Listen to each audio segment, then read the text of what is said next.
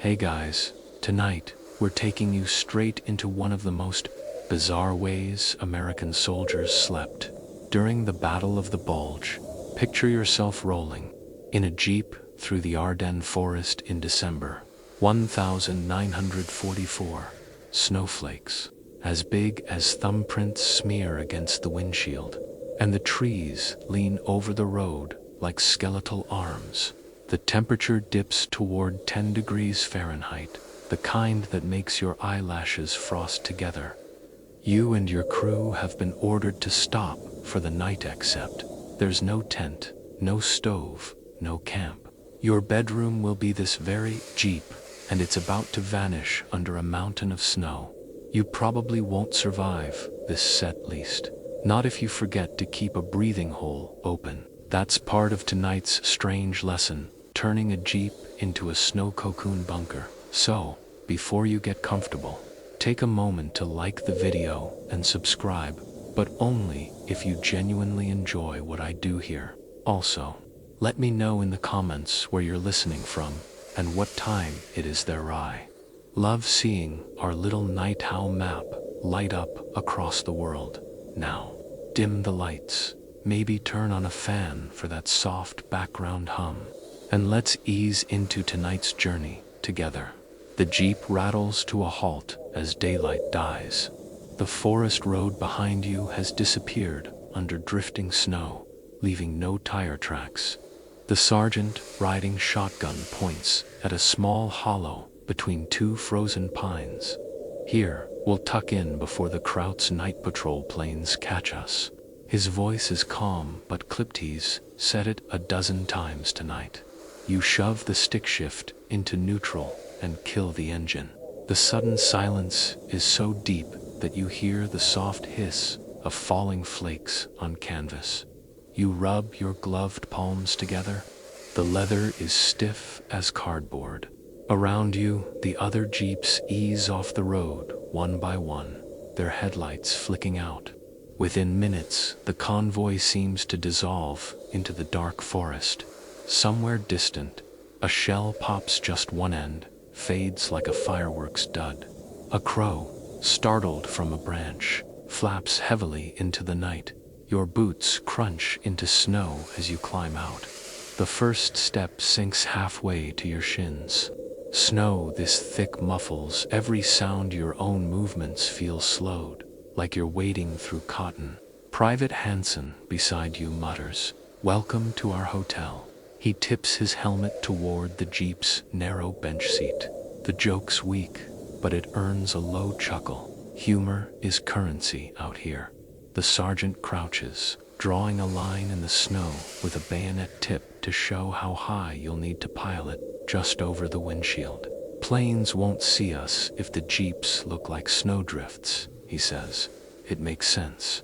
Allied intel knows the Luftwaffe still flies night strafing runs when the moon breaks through the cloud cover. Covering the vehicles isn't about warmth so much as survival. You tug your scarf tighter, grateful for the thick wool, yet still feeling the bite. The first shovelful of snow you lift slides right off the blade, too powdery to stick. By the second scoop, your fingers already sting metal on metal, leaches away the heat. The jeep's engine block clicks as it cools behind you. A soft, mechanical heartbeat in the stillness. A fox darts across the clearing, no more than a russet streak against white. For a moment, you envy its fur. The animal pauses, nose twitching at the smell of the jeep's lingering exhaust, then vanishes between the trees. You steal a glance upward. The sky is a chalkboard smudged with clouds, hiding the moon. Somewhere above that blank sky, German pilots may be scanning with binoculars. The thought presses on you like an extra weight in your parka pocket by the time you and Hansen stomp down a path around the jeep. Your breath hangs in steady clouds. The air smells sharp pine sap, distant smoke, faint gasoline. You catch yourself listening for engines that never come, ears playing tricks. One quirky fact you've learned: U.S. Army jeeps in winter often had canvas radiator covers strapped over the grill to help the engine keep warm. Yours does too, now stiff with ice. Historians still argue whether those covers helped more with engine efficiency or just trapped extra frost inside overnight. Either way, you'll find out by dawn. Snow piles slowly up around the tires as you work in rhythm. Scoop, dump, pat down with the back of the shovel. Hansen hums a half-remembered swing tune under his breath. The sound is soft, almost absurd in the frozen dark. The tempo keeps you both moving until sweat dampens the wool undershirt at your back. Then the cold seizes that dampness and makes you shiver harder. Your breath fogs your own goggles, and when you swipe them clear, you notice the Jeep is already half hidden. From 50 feet away, it might pass for just another drift, especially once the moon rises. You imagine the aerial viewer, white lump under spruce branches, and feel a prickle of satisfaction. Somewhere in the line of Jeeps, a private starts singing a parody of White Christmas, substituting choice words about frozen boots. It's not particularly good, but in that deep forest silence, it rings out, cheerful and defiant. Someone else answers with a wolf whistle. Then all is quiet again, except for the steady hiss of snow. You pause, leaning on your shovel to catch your breath. Tiny ice crystals cling to your eyelashes, sparkling like cheap tinsel when you blink. For a fleeting second, you remember the warmth of a diner back home, the smell of grilled cheese on a Sunday night, and then the cold rushes that image away in the dark. The sergeant signals for one last check around the Jeep's base. The job isn't done soon. You'll have to seal every gap to make sure no stray light or shine of metal betrays you. But for now, you let the shovel's blade sink into the snow. Flex your aching fingers inside stiff gloves, and glance at Hansen's wide grin, framed in frosted breath, and you think, this might be the strangest hotel check-in you've ever done. The sergeant's breath hangs in a white plume as he waves you closer to the Jeep's hood. His mittened thumb jabs at the outline he's drawn in the snow, a low ridge marking where the top of the drift should reach. That's our ceiling, he mutters. Pile it higher than the windshield. Moonlight glints off glass. His tone makes it sound like you're frosting a giant cake no one wants to eat. You glance at the glass, panes already dulled by the gathering flakes. The headlights are dark and frosted, like eyes closed for sleep. Hansen taps the frozen wiper blade with his shovel and quips, "Guess this guy's ready for bed too." A ripple of low laughter escapes a couple of nearby private stuff. Kind of humor that barely earns energy but makes the cold feel lighter for a moment. Another Jeep creeps past, engine idling low. Its driver raises 2 fingers in a lazy salute, then angles off behind a thick spruce. The convoy's dispersing into the woods, each pair of soldiers hunting a hollow to disappear into. Within a few minutes, you'll look around and swear you're alone until a cough or the metallic thud of a shovel betrays another crew doing the same thing in the next dip of snow. A gust of wind snakes between the trunks, blowing powder into your face and down the neck of your parka. You grit your teeth, clench the scarf tighter. The sergeant crouches again, slicing a trench with the shovel's edge to drain any melted snow that might pool near the tires. Last winter, some of these froze to the axles, he says. Cost us 2 hours of digging and a good curse vocabulary. You and Hansen begin heaving heavy scoops over the hood. The first few collapse in puffs. After a dozen throws, the pile packs down into a solid crust. The canvas top groans slightly as a fresh mound slides against it, sticking like plaster. Frost patterns feathered delicates, pred across the side mirrors. It's pretty, in a way, until you remember you'll be sleeping under that weight soon. The forest is eerily quiet, except for your shovels biting into the drifts. Somewhere off to the east, a branch cracks under its own ice load loud enough to make everyone freeze for half a second. Then the night settles again. That sort of stillness has a strange quality. Every sound feels magnified, yet distant, as if the woods themselves are holding their breath. You wipe a gloved hand across your brow. Even though the air's well below freezing, sweat has a way of sneaking up when you're bundled in layers. The moisture chills quickly against your skin, making you shiver harder as you work. To distract yourself, you mention something you read in a Stars and Stripes clipping. German scouts in the Ardennes sometimes spotted warm Jeep engines on frosty nights because the snow over the hood melted just enough to reveal a dark outline. Hansen grins through a puff of breath. Then we better keep tossing, huh? Don't want to be the world's saddest snow cone.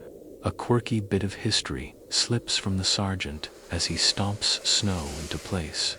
You know, he says, during the Russo-Finnish Winter War in 1939, Finnish ski troops buried their sleds and even trucks under snow. Germans learned it from them. Now we're using it on the Germans. You file that await night's human snowdrift. Project has a pedigree older than you thought. By now the Jeep's profile has disappeared beneath a clean white hump. Only the tips of the antenna and the ends of the shovels leaning against the bumper betray what's hidden underneath. It's hard not to admire the illusion. If you didn't know, you'd swear it was just another bank formed by the wind. The sergeant moves around to the back, crouches low, and gestures for you to dig out a small channel near the exhaust pipe. Carbon monoxide's a silent killer, he warns. We'll leave that vent open till we're done with the rest. His words linger in your head. Tonight's sleep might be comfortable, enough to be deadly.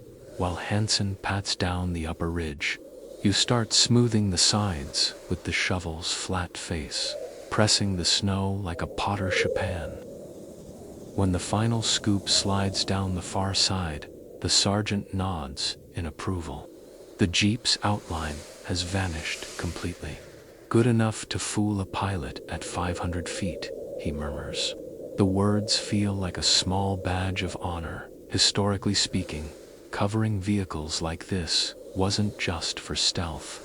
It also offered a surprising bit of insulation.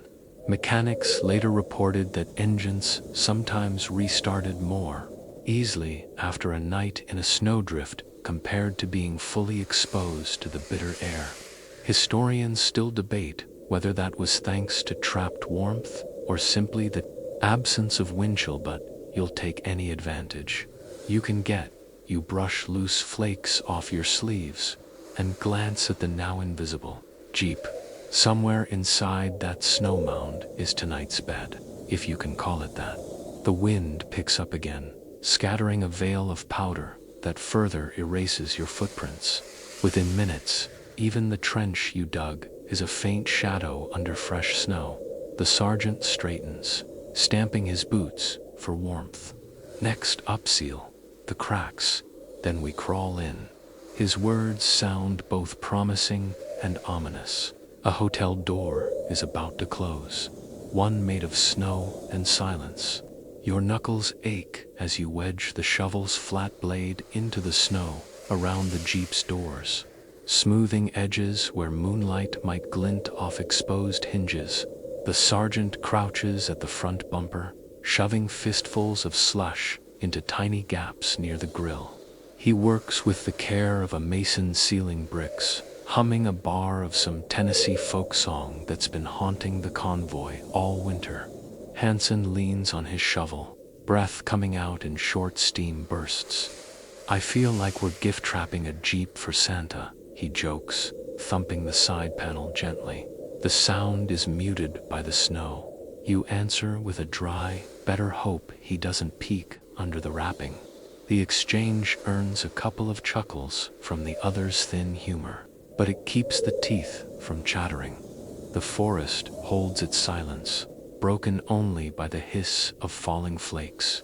Somewhere off in the distance, an owl hoots, and then the sound of snow sliding off a branch makes you flinch.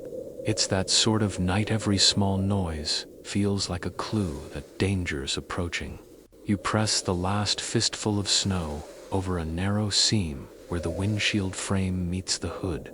When you pull your glove back, tiny shards of ice glitter against the dark wool like cheap rhinestones. The sergeant inspects the work with a flashlight cupped in his palm to keep the beam hidden. Looks good. Just one thing left, we leave a breathing hole. He gestures to a spot above the driver's side door where a twig pokes through the drift. With the shovel handle, he taps a tunnel the width of your fist straight through to the frigid air outside. The faint draft of wind snakes in instantly.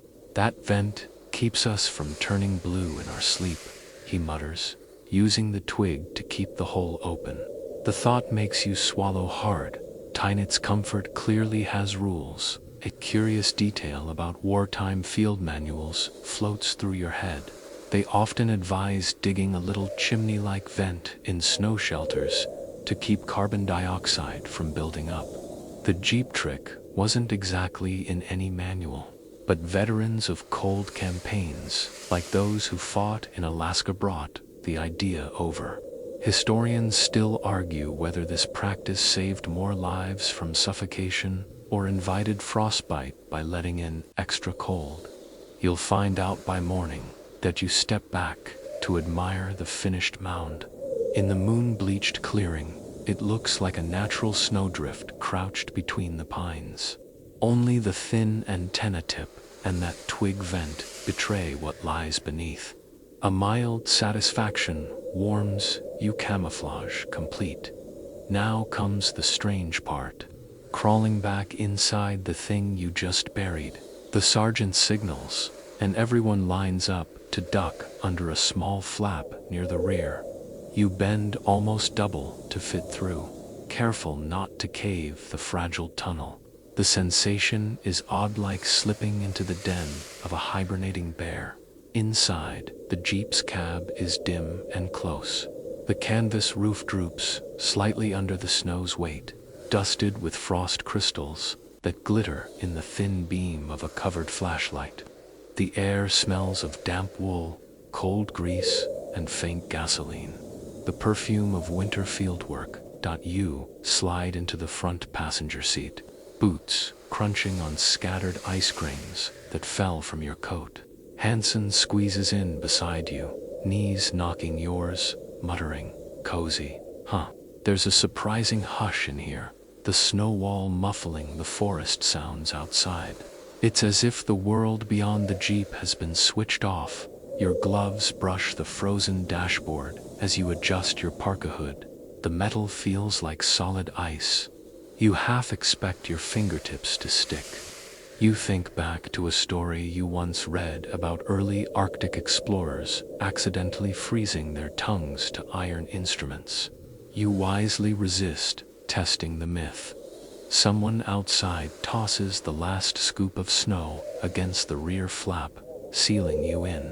The Jeep darkens another shade, and suddenly you're aware of your own breathing, steady but louder in the enclosed space.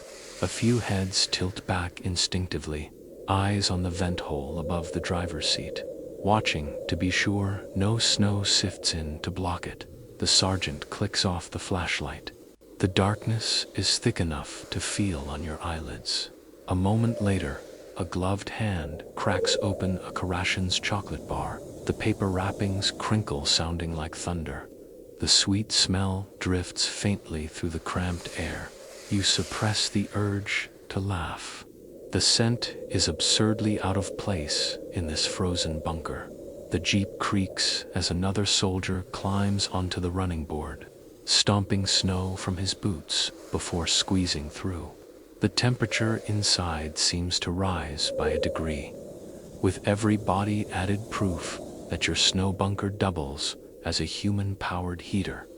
You rub your arms briskly, noticing how the snow-insulated silence makes your pulse sound louder in your ears.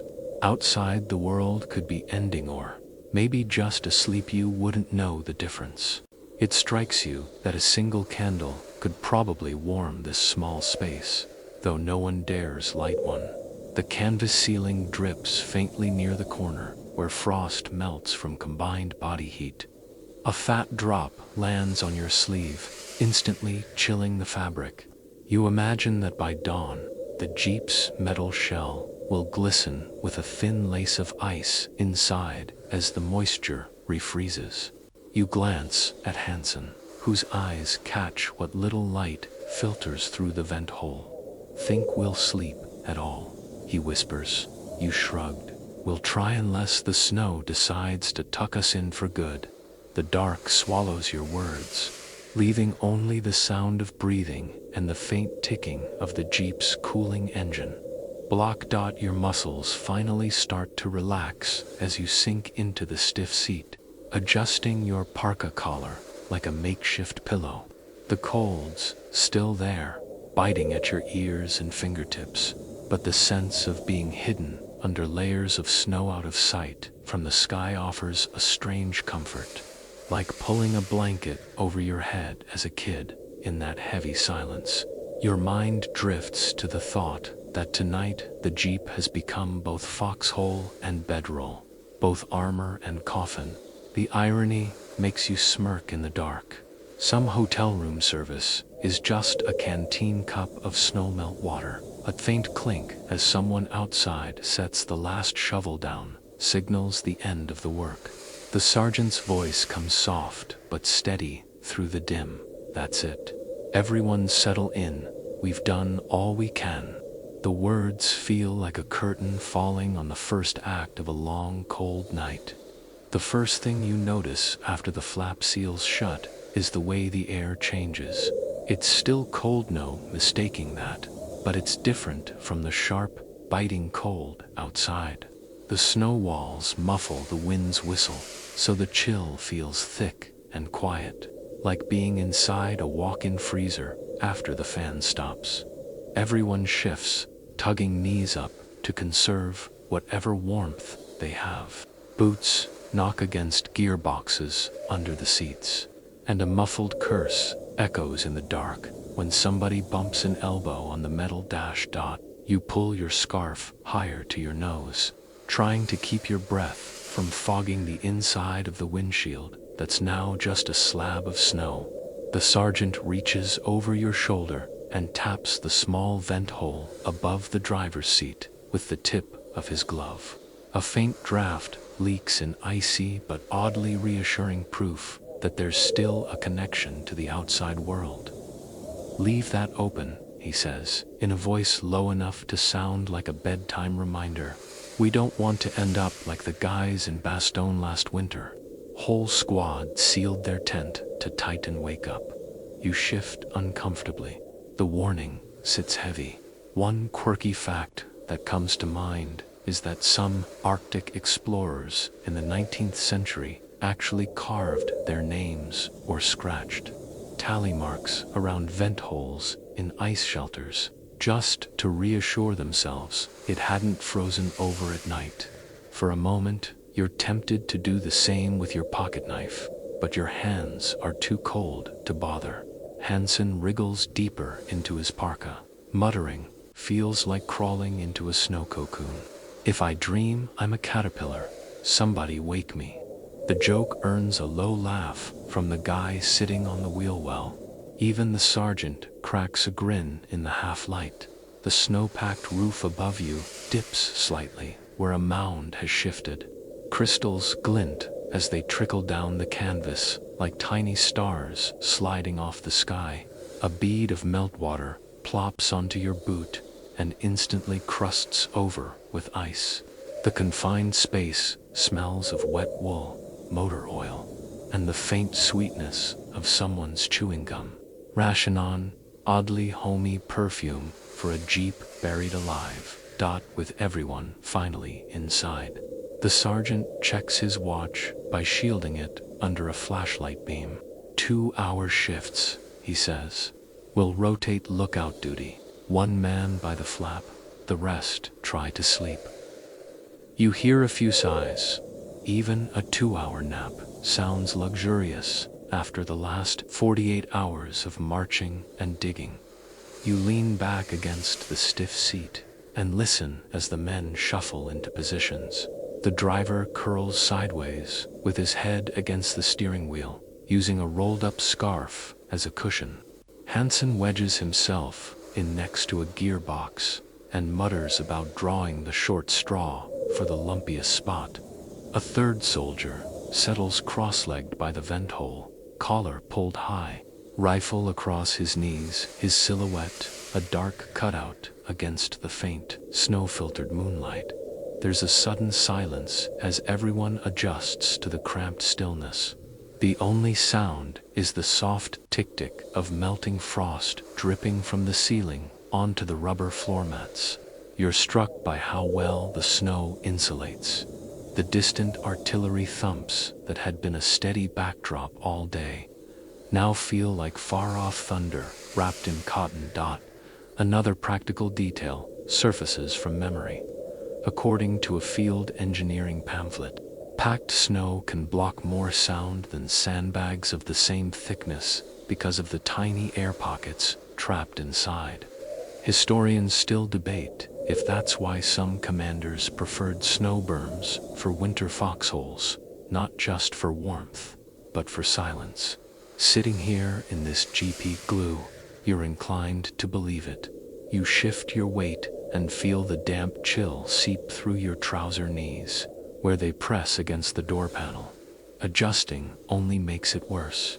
No angle in this Jeep was designed for comfort. Hansen whispers, "I'd trade a month's pay for a blanket right now." You nudge his boot with yours and reply, "Better not, quartermaster wouldn't give you one anyway." The weak exchange still earns a brief chuckle. Gallows humor has its own heat.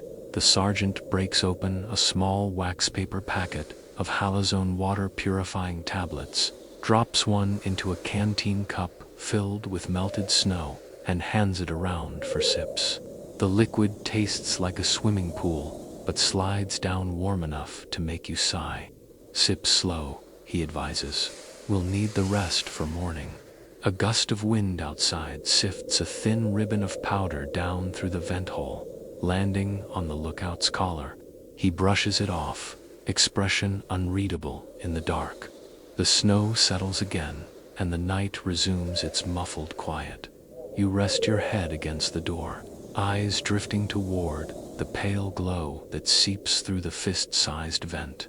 There's a strange comfort in that dim circle of light-proof that somewhere beyond the wall of snow, the forest still exists. The stars still shine, and the war hasn't sealed you off completely. Your eyelids grow heavy, lulled by the soft drip-drip above and the rhythmic rise and fall of 6 men's breathing. Before sleep fully claims you, a final odd thought crosses your mind. Somewhere overhead, perhaps only 1,000 feet up, a German pilot could be gliding past right now, scanning the forest floor, and to him, you're just another snow mound beneath the pines. You drift in and out of a shallow doze, waking whenever a knee digs into your ribs or a boot nudges your shin. The Jeep isn't designed for 6 grown men to sleep in, and every new attempt at comfort ends up feeling like a game of frozen human Tetris. The seat springs creak under the shared weight, and the smell of damp wool thickens as the temperature inside rises slightly from everyone's breath. The sergeant taps the shoulder of the man sitting lookout near the flap. "Your turn's up," he whispers. The soldier nods stiffly, stretching his arms like a rusty hinge before worming toward the seat to claim a warmer spot. Hansen groans as the newcomer's cold parka brushes against his cheek. "Feels like hugging a popsicle," he mutters. The comment draws a few muffled laughs. Humor is still the cheapest. source of heat. It's your turn to crawl toward the flap for the next 2-hour watch. You shuffle carefully, mindful not to elbow anyone in the face. The Jeep's metal floor feels slick under your palms, where frost has begun to melt from body heat. When you finally reach the flap, you settle cross-legged, rifle resting across your lap. The stock icy against your glove. The flap itself is just a slit in the packed snow, reinforced by the Jeep's canvas rear cover.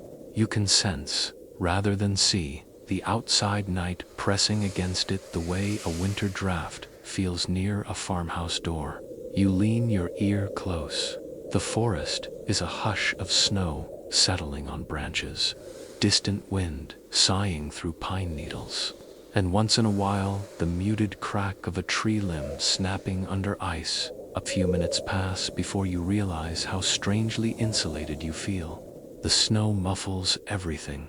The rumble of distant artillery is barely more than a tremor, and even the shuffle of boots outside someone from the other. Jeep bunkers repositioning sounds like it's happening under a blanket dot. To keep yourself awake, you count breaths. The others are asleep, or at least pretending, breathing in a steady chorus of foggy clouds that merge and swirl near the roof before condensing as frost on the canvas. Tiny droplets glisten in the dim beam of moonlight sneaking through the vent. A single drop swells until it falls with a plop on the steering wheel and freezes. There, in a perfect bead. You remember reading in a wartime manual that condensation was a major enemy in winter quarters. Frost would collect on metal, then melt when stoves were lit or when enough men breathed in a closed space, corroding radios, even rusting ammo clips. Here you have no stove, just lungs. Still, the droplets creep toward the dashboard where a spare field radio sits in a cloth wrap. You brush a trickle away with your sleeve, leaving a faint wet smear that quickly stiffens with ice.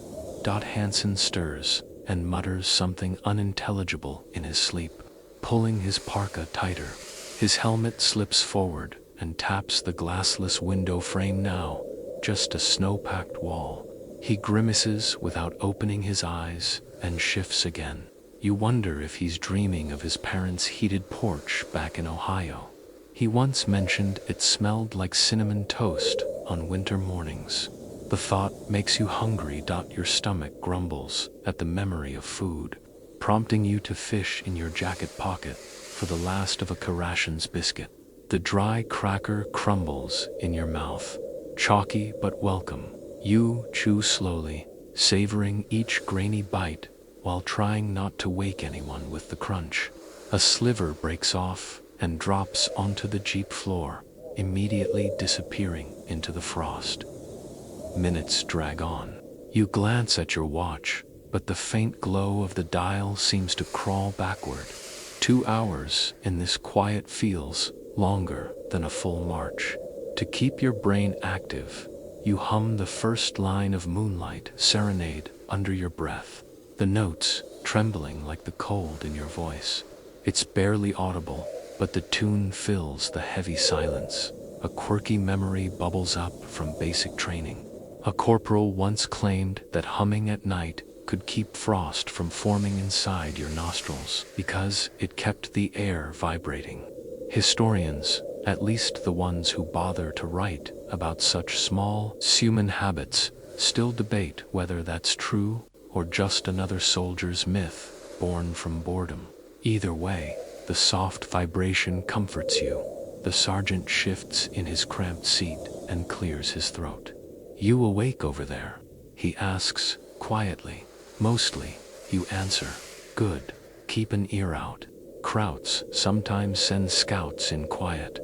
You nod, even though he can't see you in the dim. The word scouts prickles at the back of your neck. The idea of enemy boots crunching just outside the snow wall while you sit silent inside makes your palms sweat despite the chill. Time crawls forward. The vent hole whistles faintly as the wind picks up outside, sending a thread of frigid air that snakes down the back of your neck. You hunch deeper into your scarf, wishing for the warmth of the cramped seat again. A tiny swirl of powdery snow drifts in through the vent and lands on your rifle barrel, melting instantly into a single shimmering bead. You shift your weight to ease a cramp in your hip. The movement makes the Jeep creak softly, and for a heartbeat, you're afraid the snow wall might slide off the roof. It holds. The sound wakes Hansen again. He cracks one eye open, grumbles, "We still alive?" You whisper back, "Depends on your definition of alive."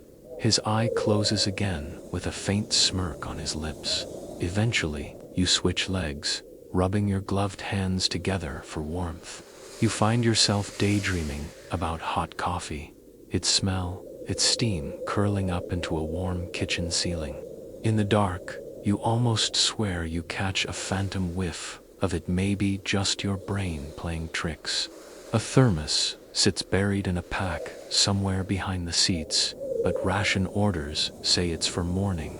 You imagine the argument that'll come later about whether to drink it early. The Jeep's confined. Space begins to feel smaller by the minute, pressing in as the walls seem to close around you. You glance at the vent hole again, grateful for that tiny round view of night, nothing visible but the faint glow of snow reflecting the moon. Yet it's proof the world still exists outside this metal shell. Finally, the sergeant stirs again and checks his watch with a flashlight shielded under his jacket. The muted beam casts brief shadows across tired faces. 2 hours, he whispers. Switch. Relief washes over you like a lukewarm tide. You crawl back toward the seat, careful not to step on sleeping feet, and settle in the narrow gap beside Hansen.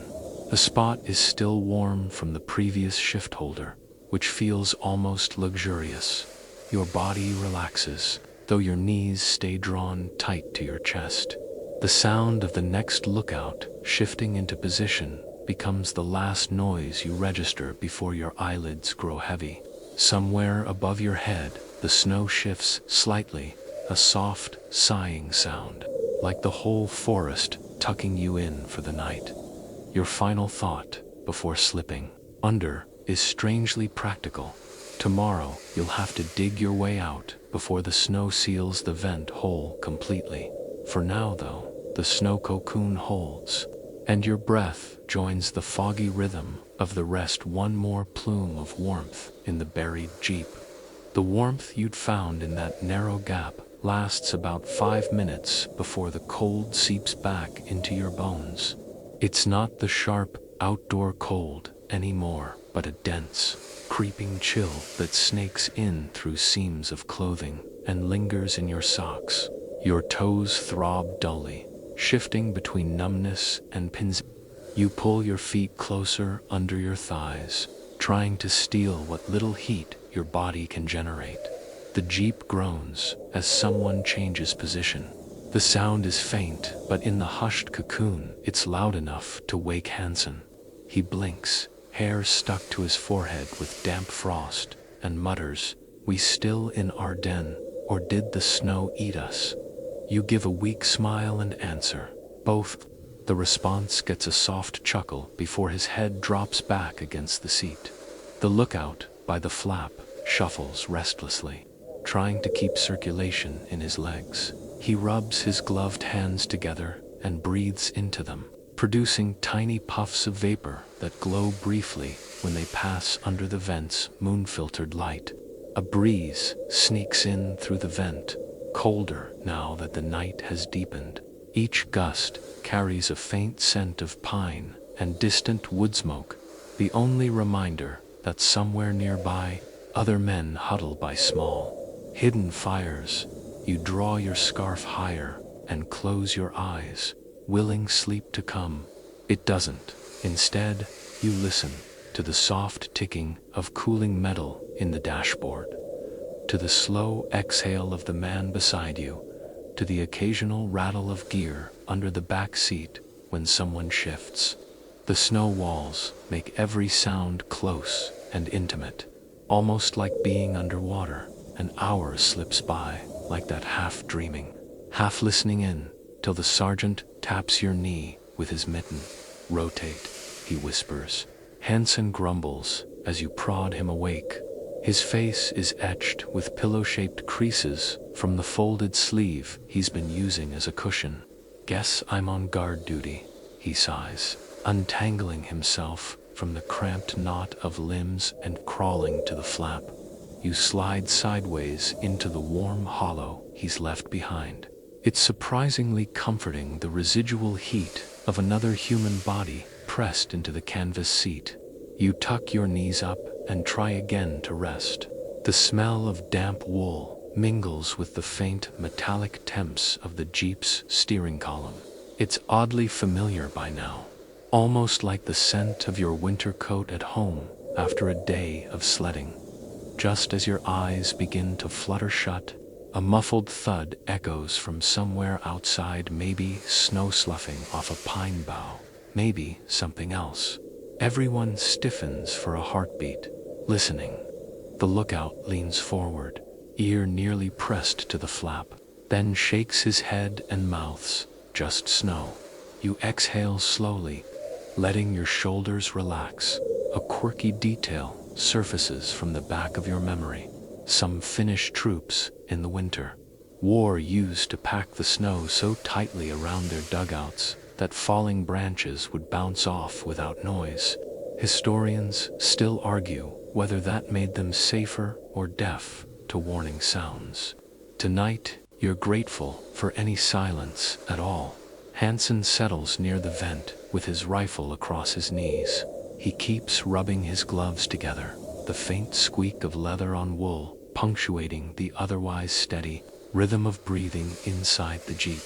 The sergeant shifts again, muttering under his breath about the ache in his hip. No one answers. Everyone's too tired to offer sympathy. A droplet of condensation finally grows heavy, enough to fall from the canvas roof onto your cheek. It's icy and startling, but you resist wiping it away. Your hands are cocooned in your sleeves, and moving would let cold air sneak in. Instead, you let it trail down to your jaw, where it freezes against your scarf. The minutes blur together. From outside, a muffled owl hoot echoes, then nothing but the soft sighing of the wind. Your head nods forward once, twice, finally resting against the doorframe. You drift for a while, in that half-aware state where dreams slip in but never settle. Brief flashes of warm kitchens, your sister's laugh, then the hard return to the Jeep's metal against your temple. A raspy whisper jolts you back. You awake. It's the sergeant again, voice barely audible.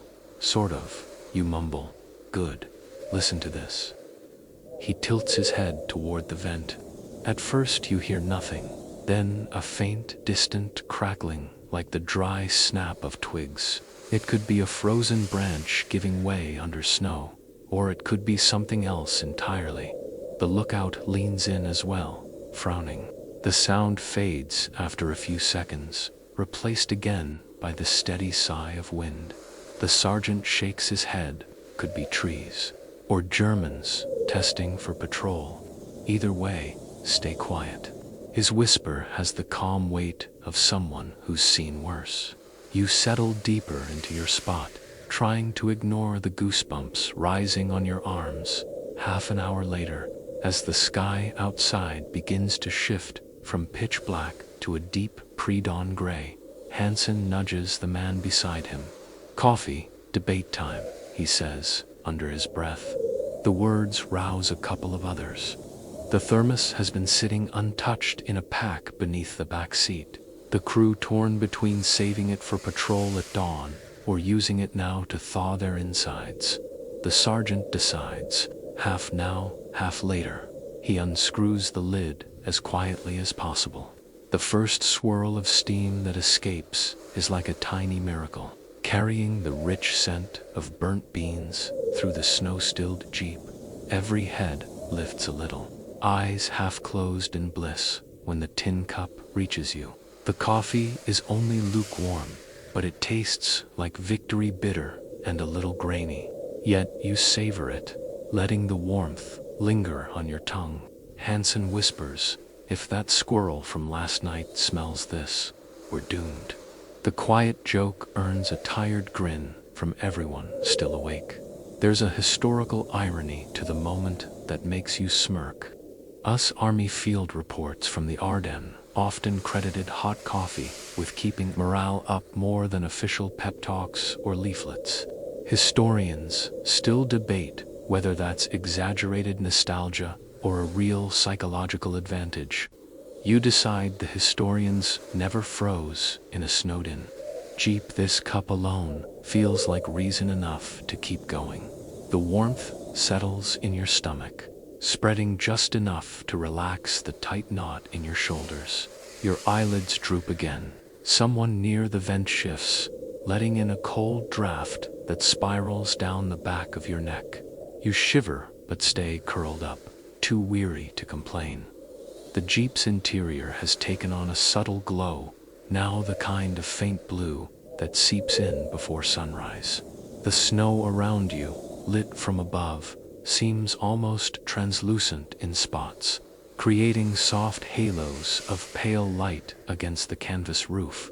You tilt your head back and watch one of those halos slowly expand as the sky brightens. The lookout clears his throat quietly, breaking the spell.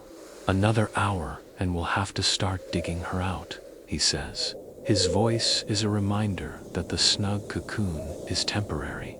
Soon it'll be shovels again, stiff fingers, and the wide-awake threat of daylight patrols. For now, though, you let yourself drift once more.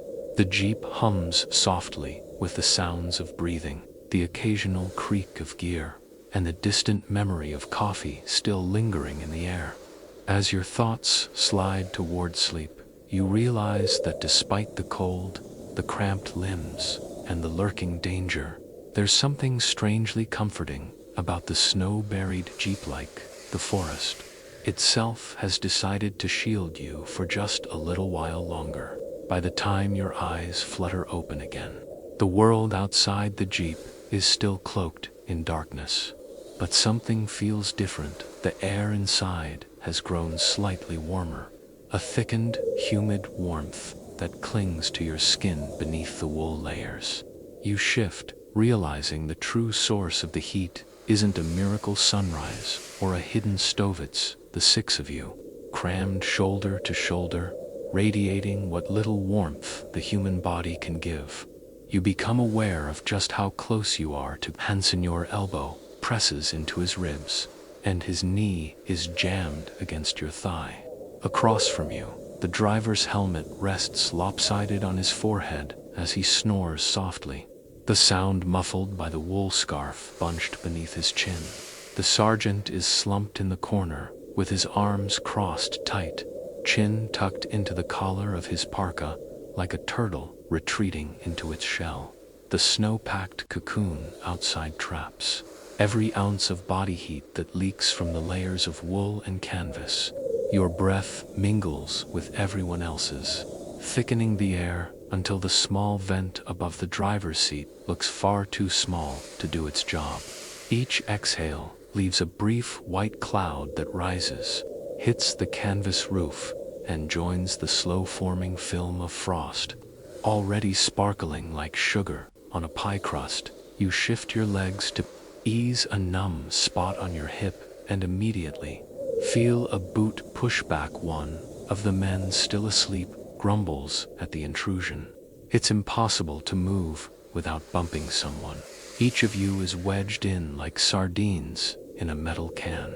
The term body heat economy suddenly makes perfect sense. Everyone's heat is shared, whether you like it or not. Hansen cracks one eye open and groans. "This is what they mean by close combat, huh?" he whispers. You stifle a laugh, careful not to jostle the others.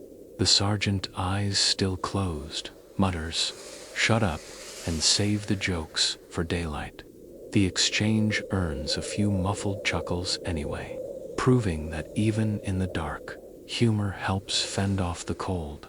A little condensation drips from the roof onto your wrist. The droplet is surprisingly warm at first, then chills as it seeps through your glove. You think of how strange it is to have water dripping in a place where everything else is frozen, like the Jeep is sweating from the combined effort of keeping you alive. Your back presses against the Jeep's door panel, and the metal is still icy despite the trapped heat. Every breath you take fogs your scarf, dampening the wool. The smell inside the Jeep is a mixture of wet wool, pine-scented snow melting on gloves, and the faint metallic temps of rifle oil. Oddly enough, it's not unpleasant. It's the smell of soldiers in winter, raw but familiar. The driver stirs in his sleep, mumbling something about home. His words dissolve into a snore. You glance at the others' faces softened by sleep, but pale in the dim glow that filters through the vent. Everyone looks younger, with their helmets off and eyes closed, like boys in a cabin after a snowball fight. You wonder how many of them will still be here when the winter ends. A quirky historical thought pops into your mind. You recall reading about Napoleonic soldiers in the Russian campaign who survived blizzards by huddling 3 or 4 to a horse blanket, using each other's body heat as their only furnace. Historians still debate whether those close quarters helped more than hurt. Some claim it saved lives. Others say the shared dampness invited frostbite and disease. In this Jeep, you suspect both might be true. The lookout near the flap shifts, stretching his legs as far as space allows, and whispers, "Anyone awake enough to swap?" His voice is hopeful but resigned.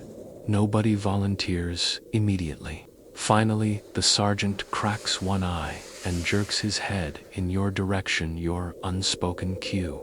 You sigh quietly and begin untangling your limbs from the cramped knot of bodies. Hansen grins sleepily as you crawl over him. "Heroes watch again," he teases. You mutter something about hazard pay and wedge yourself beside the flap. The spot you left behind is instantly claimed by another soldier who slides into the residual warmth like a cat, curling into a sunbeam. The flap is cold to the touch, stiff with frozen condensation, but sitting near it lets you feel the faintest draft of outside air. The contrast is refreshing, almost welcome after the humid closeness of the bench seat. You peer toward the vent hole. A thin ribbon of pale blue moonlight filters through, glinting off the frost-lined edges. You huddle with your rifle across your lap and settle in to watch over the group. The air at the vent carries scents of the world beyond pine, frozen earth, a hint of distant wood smoke that teases you with the idea of a fire somewhere. Your stomach rumbles at the thought of warmth and cooked food, but the thermos with its remaining coffee is already back in the pack, guarded like treasure. After a few minutes of silence, Hansen's soft snore resumes, a low, rhythmic rasp that almost sounds like the slow purr of a cat. The sergeant shifts slightly but doesn't wake. Their combined breathing mixes with the faint hiss of the wind outside, forming a kind of rough lullaby that makes your own eyelids heavier. You shake yourself awake and focus on the vent hole again. A few snowflakes drift through, melting as they hit your glove. You brush them away and lean back, knees drawn tight to conserve heat. It's a strange comfort knowing that in this small metal shell, you're hidden from view. Even from the night sky, your thoughts drift to the warmth you all generate. 6 sets of lungs. 6 beating hearts, trapped in a snow cave built around an engine that hasn't been started for hours. It's not much, but it's enough to make the temperature inside hover just above freezing. You realize that if one of you had to leave for sentry duty elsewhere, the rest would feel the loss immediately. Another droplet forms above the driver's seat and falls, landing on Hansen's parka hood. He stirs, but doesn't wake. The drop freezes almost instantly, tiny proof of how thin the margin is between survival and exposure. You shift your weight again, feeling the pins and needles in your left foot begin to fade. The cramped conditions have made your muscles ache, yet there's a strange solidarity in sharing this discomfort. It's as if every creak of the Jeep, every sigh, every breath misting the air binds you all together against the cold outside. The moonlight begins to fade slightly, signaling that dawn isn't far. The draft at the flap grows colder, sharper. You adjust your scarf, eyes fixed on that thin slice of night sky peeking through the vent. The sergeant suddenly clears his throat softly without opening his eyes. "Rotate in 20, he mumbles. You answer with a quiet Roger, that careful not to disturb the others. His head tilts back again, and the silence returns. You spend the remaining minutes counting breaths again. Something about the shared rhythm soothing your frayed nerves. Outside, the wind sighs through the trees like a slow exhale, but the snow walls hold firm, leaving you all in your own pocket of fragile warmth. A final historical observation drifts into your mind as you sit guard. You remember that during World War I, soldiers in the Alps dug snow caves into mountainsides, some surviving weeks inside with little more than candles and shared heat. Historians still debate whether their survival owed more to ingenuity or sheer stubbornness. Looking at your dozing crew, you suspect stubbornness is the secret fuel. Here as well, your shift ends quietly as another soldier stirs and crawls forward to relieve you. You slide back into the narrow seat you left earlier, finding it still warm from your previous watch. Exhaustion pulls you down fast. Your last thought before sleep reclaims you is that, for better or worse, your collective body heat has turned a military jeep into something almost humana, strange, wheeled furnace, keeping its crew alive beneath the snow. A soft metallic plink wakes you, a single drop of condensation striking the jeep's dashboard. You blink at the dimly lit interior and realize the once frosted metal is now stippled with beads of moisture that glimmer like tiny pearls in the weak dawn filtering through the vent. The snow cocoon has done its job too well. Your combined body heat has begun to thaw the inner frost, and gravity pulls the meltwater downward in slow, cold rivulets. You ease upright, feeling your spine pop as you stretch in the cramped space. Hansen is still asleep, mouth open slightly, his breath forming a faint mist that swirls upward to join the fog clinging beneath the roof. The sergeant stirs as well, opening one eye at the sound of your movement. His voice comes out as a gravelly whisper, condensations creeping in. Keep an eye on the radio. You lean over to inspect the field radio stashed under a canvas flap near the dashboard. Moisture has gathered on the cloth wrapping, darkening the green fabric. You dab at it with your sleeve, hoping to keep the circuits dry.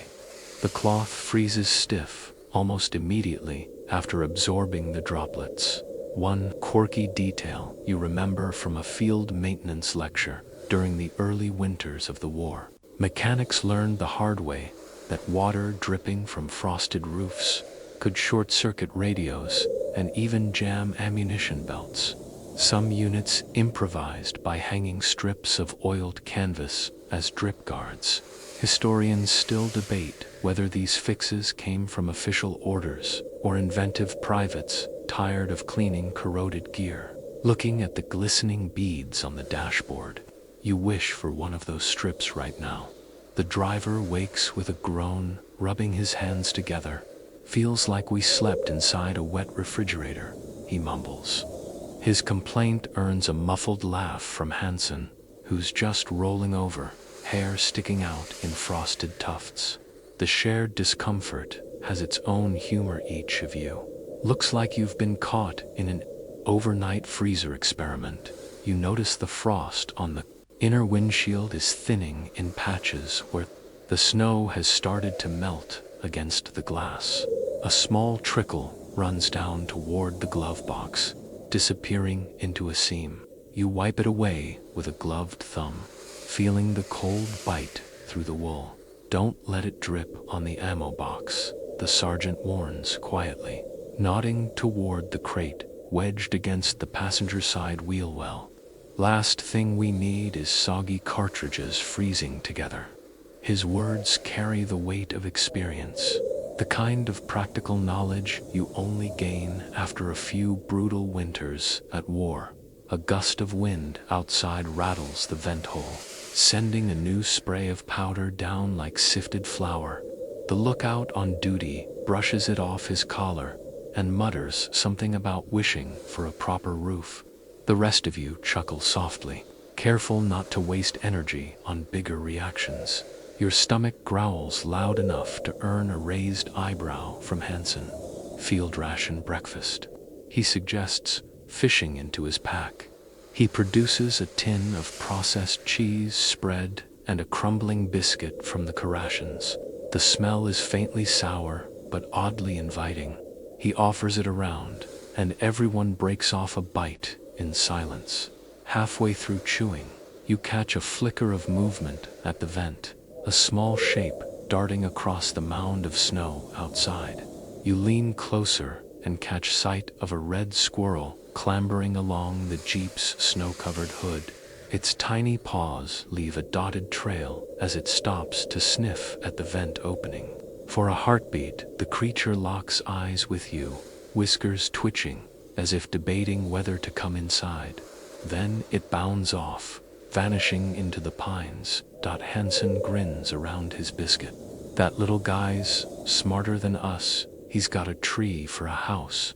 The comment draws a round of quiet chuckles. The squirrel's unexpected visit cuts through the tension for a moment, making everyone feel oddly less trapped. A quirky historical fact surfaces in your mind. Wartime diaries often mention animals sneaking into soldiers, shelter scats in supply tents, mice in field kitchens, even foxes curling up near sleeping troops for warmth. Historians still debate whether these accounts were exaggerated for storytelling or genuinely frequent. Watching the squirrel vanish, you're inclined to believe them. You shift your focus back to the interior. Droplets continue to bead and slide down the Jeep's side panels, pooling near the floor mat. You nudge the puddle with the toe of your boot, breaking the thin ice crust that's begun to form on top. The mix of melting and freezing makes the whole space smell faintly of wet iron. The sergeant checks his watch and then points to the vent. "Another hour till first light," he says softly. "We'll need to scrape the hole clear before it seals up." His words remind you that the snow outside isn't static. Overnight winds have been drifting more powder onto the mound, slowly burying your only source of air. You volunteer to widen the vent. Using the butt end of your bayonet, you gently prod the narrow tunnel, dislodging packed snow until the cold morning air rushes in with a sharper bite. It makes your eyes water, but refreshes the stifling interior. The others inhale deeply, as though the crisp oxygen itself is a rationed treat. The driver fishes a crumpled letter from his breast pocket, smoothing it carefully with stiff fingers. The ink is smudged from condensation, but still legible. He reads silently for a few moments, a faint smile tugging at the corner of his lips before he folds it back up and tucks it away. The sight of the letter offers a fleeting reminder of life beyond the snow mound, of warm kitchens and dry rooms somewhere far away. To distract from the damp chill, Hansen starts humming a tune, something slow and bluesy, that echoes softly off the snow walls. The melody blends with the Jeep's occasional creaks and the faint drip-drip of condensation, creating an oddly soothing soundtrack to the morning wait. You find yourself musing over another curious debate you once heard. Some army medics claimed that tightly packed groups sleeping together could regulate each other's breathing rhythms, reducing the risk of hypothermia. Other medics insisted it was nonsense, that individual metabolism mattered more. Listening to the synchronized exhales around you, you suspect there might be some truth to the first theory. The sergeant shifts his weight, boots scraping the mat as he leans toward the vent hole. "All right, last round of coffee," he announces in a low voice. The thermos is passed around again, its contents now lukewarm at best, but the aroma is enough to perk everyone up. You cradle the cup between your gloves, savoring the steam as it curls upward and vanishes into the frosty air outside. The faint gray of pre-dawn seeps through the vent, painting the snow wall in a bluish glow. The light catches on the moisture droplets, turning them into tiny beads of glass. For the first time all night, you can see everyone's breath clearly as misty ribbons drifting upward toward the roof. It's oddly beautiful, like smoke from 6 tiny campfires, converging in the cramped cabin. Hansen wipes his forehead with his sleeve and sighs. "Never thought I'd miss sleeping on frozen ground," he murmurs. The remark earns a round of tired smiles. The snow bunker has kept you hidden and marginally warmer, but the dampness is beginning to feel worse than open-air cold. A light thump from outside makes all of you pause. The lookout peers through the vent, sees nothing, and relaxes. Probably just more snow falling from a branch. Still, your heart beats faster for a moment, and you realize how easily nerves fray after hours in such confinement. The sergeant clears his throat and says, "Once it's bright enough to see, we'll start clearing the exit. Don't want to be trapped when orders come." His words settle over the group like a gentle alarm clock reminding you that the cocoon that's shielded you all night will soon have to be dismantled. You lean back, feeling the damp chill seep into your coat again, and let your gaze rest on the faint halo of light in the vent. Outside, the forest waits, the snow still falling in soft, soundless sheets. Inside, you sit quietly with your comrades, sharing breath, warmth, and the strange camaraderie born of surviving the night together in a buried jeep. The first hint of morning arrives, not as sunlight, but as a slow whitening of the snow pressed against the windshield. For hours, the interior of the jeep has been painted in dim gray, but now a pale silver glow begins to seep in through seams you didn't realize were there, like the cocoon itself is turning translucent. Hansen stirs first, blinking at the change in light. "Morning already," he mutters, voice hoarse. "Doesn't feel like we slept at all." The driver grunts in agreement, rolling his shoulders to chase away the stiffness that comes from hours of curling into an unnatural knot. Every man inside seems older than he was the night before, backs stiff, eyes ringed with fatigue. The sergeant straightens slowly, stretching his arms as much as the cramped space allows.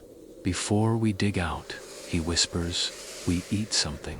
His hand gropes for the small brown carton of rations tucked behind the seat. The box crackles as he opens it, revealing the predictable spread: a dry biscuit, a chocolate disc, a pouch of powdered lemonade no one ever wants. The ration chocolate is divided into careful squares, passed from glove to glove like a precious artifact. Hansen snaps his piece in two to share with the driver, joking, "Romantic breakfast for two." The humor lands just enough to draw half-dash smiles. You take your share and notice how waxy the chocolate feels against your cold fingers. It tastes sweet and gritty, sticking to your teeth, but in the damp chill of the Jeep, it's as good as a bakery treat. One soldier tries to tear open the lemonade packet, sniffs it, then folds it closed again with a look of regret. "No way I'm drinking that cold," he mutters, while the group chews in silence. The squirrel from the night before reappears at the vent hole, nose twitching. It peeks in as if invited to breakfast, then scampers off again when Hansen makes a mock growl. The fleeting visit sparks a round of quiet chuckles. It's surprising how much a tiny animal can soften the morning mood. After the meager meal, the sergeant taps his watch. "Still an hour before we get digging. Rotate, look out, till then." The driver volunteers and crawls forward, rubbing condensation from his helmet brim as he settles near the flap.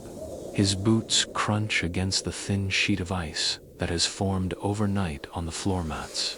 You lean back again, eyes drawn upward to the roof where droplets tremble, ready to fall. The once fluffy frost has shrunk to small glittering patches.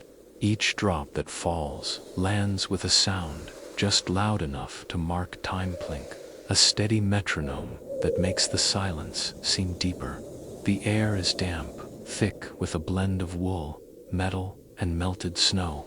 It clings to your throat as you swallow, making you long for a hot drink. Someone coughs softly, and the sound echoes off the metal walls like a muted drumbeat. Hansen tries to lighten the mood. "If we're still stuck in here by lunch, I'm gonna carve my initials in the snow wall." The sergeant raises one eyebrow. "You'd just end up carving through to the outside. Better keep your autograph for a tree." The exchange is enough to make a few shoulders shake with quiet laughter. A quirky historical tidbit crosses your mind. Diaries from soldiers in the Ardennes sometimes mention using pencils to doodle on Jeep dashboards during long waits, leaving behind sketches of pinup girls or hometown skylines. Historians still debate whether those drawings were acts of boredom, morale boosters, or quiet rebellion against the war's monotony. You run a finger over the damp dashboard, tempted to scratch something yourself, but think better of it. The metal is too wet to keep a mark. The lookout tilts his head toward the vent. "Hear that?" he whispers suddenly. Everyone stills. At first, there's nothing but the faint hush of wind sliding over the mound. Then you catch it. A distant, hollow thump like a log falling on packed snow. The sergeant gestures for silence, listening intently. The sound fades, replaced by the sigh of pine branches.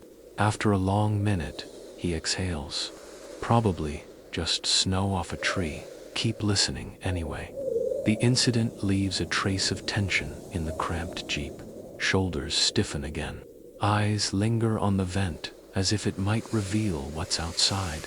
The fragile sense of safety provided by the snow walls feels thinner now, as though the forest could reach in at any moment to shake off the unease. Hansen pulls from his coat pocket a tiny deck of folding cards, frayed and nearly falling apart. "Best way to kill time," he says with a grin. The space is too tight to spread a game, so the two men beside him just pass the cards around, flipping them over like idle fortune tellers. A bent queen of hearts makes the round twice, earning a few muttered superstitions about luck in battle. The sergeant adjusts the vent hole with his bayonet handle, chipping away ice that has begun to crust over the opening. A rush of frigid air floods in, cutting through the damp humidity like a blade. The sudden chill makes everyone draw scarves tighter, but it also brings a freshness that clears the fog in your head. You rub your hands together, feeling the raw skin beneath the gloves from last night's shoveling. The ache in your forearms reminds you of the work still ahead digging out the Jeep. Before orders arrive, the conversation drifts to the subject of fuel. The driver, looking at the frost-rimmed gas gauge, mutters, "Pray she starts when we need her." The sergeant nods grimly. Engines don't like sleeping in snow any more than we do. A quirky fact pops into your thoughts. Later reports from the Ardennes claimed that snow-buried engines sometimes restarted more easily because the packed snow insulated them from extreme wind. Mechanics disagreed. Some swore it saved battery power. Others said it was just luck.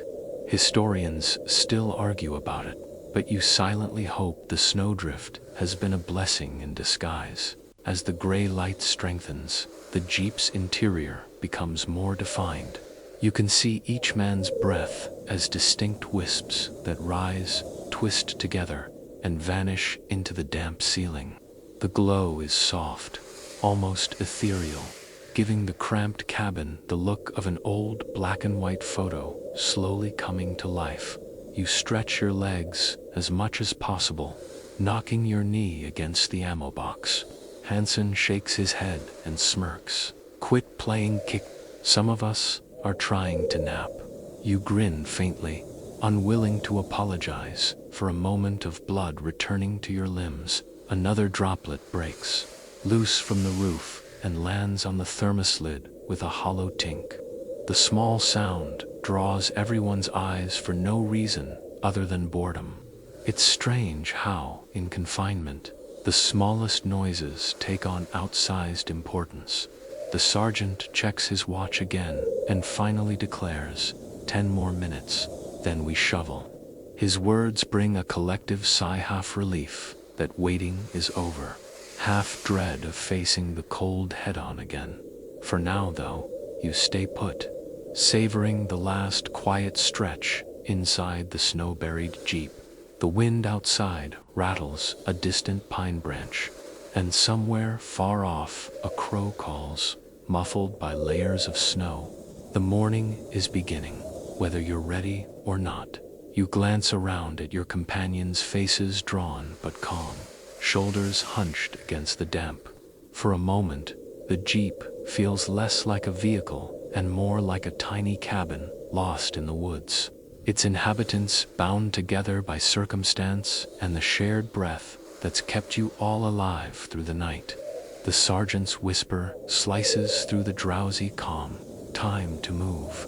Let's see the sun again." You groan inwardly, every joint protests as you shift in the cramped seat.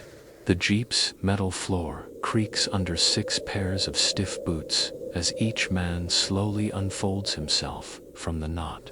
You'd all become overnight. You reach for your shovel, the wooden handle cold enough to bite through the gloves. Hansen rubs his wrists as though he's been untied from ropes. "Next time," he mutters, "I'm sleeping on the hood." The driver snorts. You'd be an icicle by midnight. The small exchange breaks the silence as the group starts to stir like a waking bear in its den. The flap at the back of the Jeep is crusted with a thin shell of ice, sealed from hours of packed snow settling overnight. The sergeant wedges the flat of his bayonet between flap and snowbank, levering gently until a crack of fresh daylight splits the wall. A puff of frigid air rushes in, sharp enough to make you flinch. After the damp warmth of the bunker, it feels like sticking your face into a freezer. You and another soldier take turns digging from the inside, shoveling away the heavy crust, while 2 others prepare to push from the outside once there's enough of a tunnel. The snow slides down in thick slabs that crumble onto the floor, raising clouds of icy dust that sparkle in the pale morning light. The first shove opens a ragged window onto the Ardennes dawn. The forest looks almost unreal, an expanse of snow-frosted trees, their branches sagging under night's accumulation, glowing faintly pink where the rising sun just begins to reach them. No sign of movement, no sound, except the faint whisper of wind weaving through the pines. A rush of fresh air floods in, carrying with it a crisp scent of pine resin and the distant smell of smoke probably from some hidden Allied campfire. The group inhales greedily, as though starved for the outdoors. Hansen mutters, "That's the best breakfast smell I've ever had, pine and cold air." One by one, you crawl out of the half-dug opening, knees and elbows scraping against icy snow as you emerge. The outside world is shockingly bright after the dim cocoon. You squint at the whiteness that surrounds you, so vivid it seems to hum in the early light. The jeep, now half exposed, looks strangely fragile, like a hibernating animal disturbed midst. The mound of snow still clings to its sides and roof, but the smooth camouflage is broken by your digging, revealing patches of olive drab metal and the dulled curve of the windshield. The sergeant instructs two men to clear the rest of the mound away from the exhaust pipe and tires. "We need her ready to roll when orders come," he says, his breath clouding in the frosty air. You join in, sinking your shovel into the compacted drifts, surprised at how heavy and wet the snow has become after hours of absorbing your combined heat. A quirky historical note floats through your memory. Allied field reports from that winter often described snow so dense and wet it was heavier than sandbags, yet far less stable for building trenches. Engineers debated for years whether it was worth using for fortifications at all. As you heft another wet shovelful off the jeep's hood, you're inclined to believe the engineers who hated it. The driver stomps a path around the jeep to prevent the wheels from freezing into the snowpack. Every step crunches with a brittle crackle. The cold air against your damp scarf makes you shiver even harder.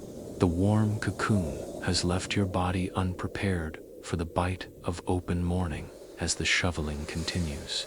A dull clang echoes from the rear wheel well. One of the men has struck a hidden ice ridge. He chips at it with the bayonet tip until the frozen lump splits free, revealing the tread beneath.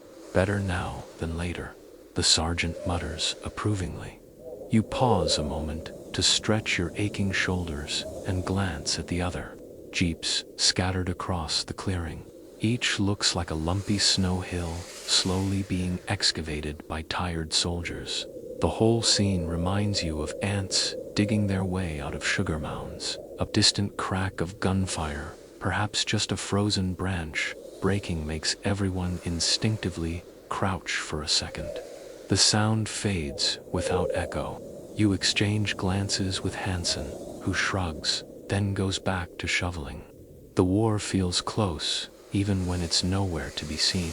As more of the jeep emerges, steam rises faintly from spots where the engine's residual warmth still clings. The sergeant runs a gloved hand along the uncovered hood, nodding at the lack of ice on the grill. "Snow kept her warm enough," he remarks. "Might start on the first crank." You catch your reflection in a patch of thawed metal, a pale, tired face with frost-crusted brows and lips chapped raw. You look older than you did yesterday. Hansen sees you staring and quips, "At least you've got that heroic winter war look going." You laugh, though it comes out as more of a wheeze. One soldier produces a small folding entrenching tool and starts widening the trench around the tires so the jeep can move without skidding. The work is slow.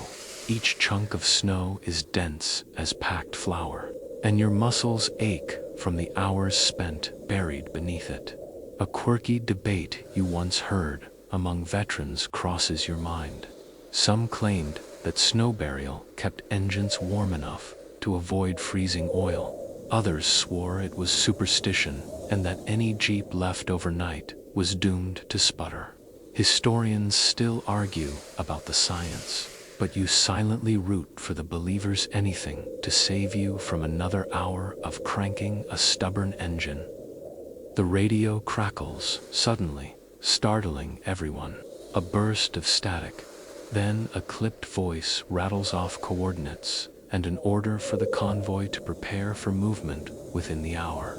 The sergeant leans in to listen, nods once, then signals you all to start packing up as you shoulder your rifle and gather the few belongings scattered in the Jeep's cab. You take one last glance at the vent hole that saved your breath through the night. The twig you'd used to keep it open still juts from the mound's remains, now coated in frost crystals that glitter like tiny shards of glass. You consider pocketing it as a souvenir, but leave it where it stands, an unmarked monument to last night's strange lodging. Hansen claps you lightly on the shoulder. "Guess the hotel's closing," he says with a crooked smile. "No tip for room service." You chuckle. The sound thin in the cold air, but genuine. The sergeant's voice cuts in. "Warm the engine again. We move soon." The driver climbs in and turns the key. This time, the engine rumbles to life without hesitation. Exhaust puffing upward in white plumes that curl through the still morning like smoke signals. The sound is oddly reassuring, a mechanical heartbeat against the silence of the snowy woods. You climb back into your seat, rifle propped against your knee, and watch as the exhaust drifts skyward. Beyond the clearing, the forest stretches out in endless white. Somewhere out there, the enemy waits. But for now, the Jeep's low growl and the camaraderie of your squad feel like enough to hold the world at bay. The sergeant looks over the crew and nods once. "We survived the night. Let's make sure we survive the day."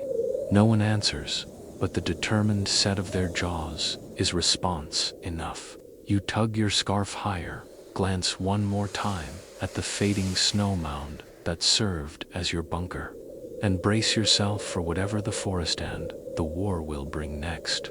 The engine's low rumble fades as the sergeant cuts it again to conserve fuel, leaving only the hush of the snow-laden woods. Inside the Jeep, a few of the men slump back into their seats, trying to steal a few last minutes of rest before the convoy moves out. You lean against the cold metal doorframe, eyes half closed, and let your thoughts drift not forward to the coming patrol, but backward, toward home. The cold makes it hard to remember warmth. You try to picture the radiator in your parents' hallway back in Pennsylvania, the old clanking pipes that hissed and popped when the heat came on. The memory seems almost unreal against the present smell of damp canvas and gun oil. You imagine curling on the carpet by that radiator, boots drying on the tile, the scent of wet wool filling the house. The image is so vivid, you almost hear the crackle of it until the Jeep creaks beneath you and the illusion shatters. Hansen nudges you with his elbow. "You were drifting," he whispers. His grin is faint but kind. "Dreaming of a bed. Radiators, you admit," and he chuckles. "Man, I'd settle for a camp stove." The driver yawns so wide his jaw pops, then pulls his helmet down over his eyes. A few others follow suit, hoping for 10 more minutes of half sleep. The sergeant stays alert, perched near the radio, pencil poised over a small pad in case new coordinates crackle through. The Jeep has grown quiet, except for the occasional drip of thawing frost. Tiny beads roll down the inside of the windshield, tracing paths through the thin layer of grime. You watch a droplet slide slowly toward the glove box and think about how absurd it is that water has become a constant character in this night's story. Frozen, melted, dripping, threatening radios, clinging to scarves. The seat beneath you feels clammy. Your wool trousers are still damp from the morning dig-out. Every time you shift, a chill crawls up your spine. You hug your knees closer to your chest, resting your chin on folded arms in an effort to conserve heat.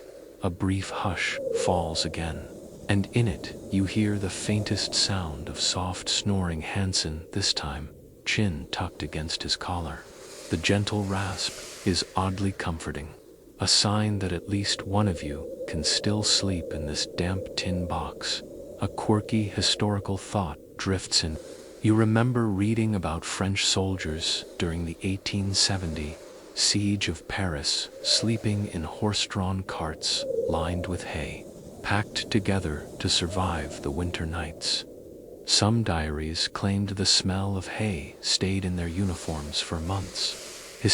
The sergeant shifts in his seat and mutters, just loud enough for you to hear. Feels like we've been here a year already. You nod silently, sharing the sentiment. In a war measured in miles and battles, nights like these stretch time in strange ways. Gradually your eyes grow heavy once more. You adjust your scarf under your chin and lean your head against the door's icy panel, letting the rhythm of breathing and the soft patter of snow lull you into that thin, floating space between wakefulness and sleep, where the Jeep feels less like a vehicle and more like the quiet heart of the frozen forest itself. A faint scraping sound wakes you before dawn. For a moment, you can't tell whether it's inside the Jeep or out in the snow. The cabin is nearly black except for the pale gray glow seeping down through the vent hole. You sit still, listening. The scraping comes again, soft, deliberate, vents icing over. The lookout whispers, pointing upward with his bayonet. You follow his gesture and notice the tiny breathing hole has shrunk to the size of a coin, a thin crust of frozen slush clinging to the twig you jammed there last night. The sergeant, already awake, shifts carefully so as not to disturb the sleepers. We clear it now, he murmurs. If the exhaust builds up, we're done for. He motions for you and Hansen to help. Together, you brace yourself against the cramped ceiling, using the bayonet's butt to chip gently at the frozen rim. Little pellets of ice rain down on your gloves and melt instantly on contact. The cold draft that follows the cleared tunnel is sharp but welcome, proof that fresh air is flowing in again. Now for the pipe, the sergeant adds. He gestures at the rear flap where snow has slumped overnight into a lumpy wall. Hansen groans but obediently crawls toward the back, easing himself into the narrow gap. The rest of you huddle close to give him room as he claws at the packed drift with his mittens. When the flap finally opens, a rush of freezing air sweeps through the cabin like a living thing. The sudden cold makes everyone gasp. Hansen curses under his breath, then grins at you. Cheapest air conditioner in Europe, he mutters. The driver squeezes past to help, both men shoveling away clods of snow around the Jeep's tail. The work is awkward and cramped. Snow slides back into the trench as fast as they can clear it. Your breath forms thick clouds that swirl with each movement, instantly frosting the walls again. A quirky historical tidbit springs to mind. You recall reading that during the Russian winter campaigns, soldiers often had to dig out their vehicles every few hours to prevent carbon monoxide buildup from blocked exhausts. Some engineers suggested attaching stovepipe extensions to vents to keep them above snow level. Historians still debate whether those makeshift chimneys saved more lives or just wasted precious materials. Watching the two men struggle to keep the pipe clear, you wish you had one of those contraptions right now. The sergeant keeps his voice low but firm. Dig it wide enough for air to move. Last thing we want is to wake up groggy and not know why. His words send a small shiver through you that has nothing to do with the cold. After several minutes of scraping, they manage to open a shallow trench that allows the exhaust to breathe freely. Everyone settles back inside, boots wet and stiff from The flap is sealed again with a rough shove of packed snow, leaving only the fist-sized breathing hole above. The fresh draft makes the cabin colder than before, but it feels safer. You tuck your hands under your arms to keep them from stiffening. Hansen shivers beside you, but grins through chattering teeth. "At least we won't suffocate," he says. "Just freeze slowly." The sergeant allows a faint chuckle. "Better odds that way." As everyone resettles, a new problem becomes obvious. Moisture has collected overnight in the floor mats, pooling in shallow depressions that now refreeze as thin, crusty sheets. The driver curses softly as his boot sticks momentarily to the icy patch. "Feels like sitting in a frozen pond," he grumbles. You pull your knees tighter to your chest, trying to keep your boots out of the wet spots. The smell of damp wool mingled with the Jeep's cold metal creates a strange scent, half barn, half garage, that somehow feels like survival itself. A droplet falls from the ceiling, landing with a muted plink on your rifle's stock. You wipe it away quickly, remembering the sergeant's warning about moisture jamming the weapon. In this weather, even water feels like an enemy. The lookout by the flap exhales visibly, his breath forming a ghostly plume that drifts upward and freezes into the ceiling crystals. "Remind me to never complain about tents again," he says, earning a round of soft chuckles. To distract yourself from the cold, you think about last winter's training drills. An old corporal once claimed that carbon monoxide poisoning sneaks up like sleep. You don't notice until it's too late. He recommended poking the man next to you every so often to make sure he'd grunt back. Historians who've written about field conditions in Ardennes confirm that more than a few lives were saved by those rough midnight wake-up nudges. You decide to remember that advice. As dawn's first pale light filters through the vent, the snow-packed Jeep begins to glow faintly blue inside, transforming the cramped cabin into a cold lantern. The faces around you emerge from shadow, pale, tired, but alert. The strange beauty of that glow strikes you, for all its discomfort. The snow has created a quiet sanctuary, lit only by Nuinta's own light. The sergeant checks his watch and announces in a low voice, "One more hour before we start the engine. Let's keep shifts on the vent." Hansen volunteers to stay awake, shifting position to sit beneath the hole, his scarf pulled high and rifle across his knees. You lean your head back against the door, eyelids heavy from the long night. The Jeep's interior creaks occasionally as snow outside settles under its own weight.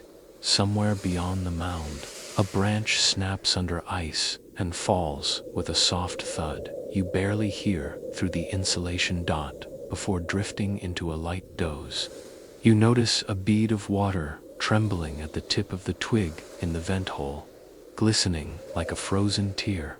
You watch it sway back and forth in the draft, refusing to fall, and think it's a perfect metaphor for the night itself, fragile, suspended. Always one shift of wind away from breaking loose. Another quirky debate flashes across your mind. Some veterans later claimed they felt safer sleeping in these makeshift snow bunkers than in proper huts or tents, arguing that the Earth's quiet muffling gave them peace of mind. Others swore it was the most unnerving experience of the war. Watching that bead of water finally drop onto Hansen's scarf, you can see both sides clearly. Gradually, the ambient light strengthens, hinting that sunrise is near. The snow mound above you creaks again, harmless but enough to make every man glance upward. The sergeant adjusts his scarf and murmurs, "Soon as it's bright enough, we dig her out again. Don't want to be trapped if orders come." No one argues. You all know the drill by now.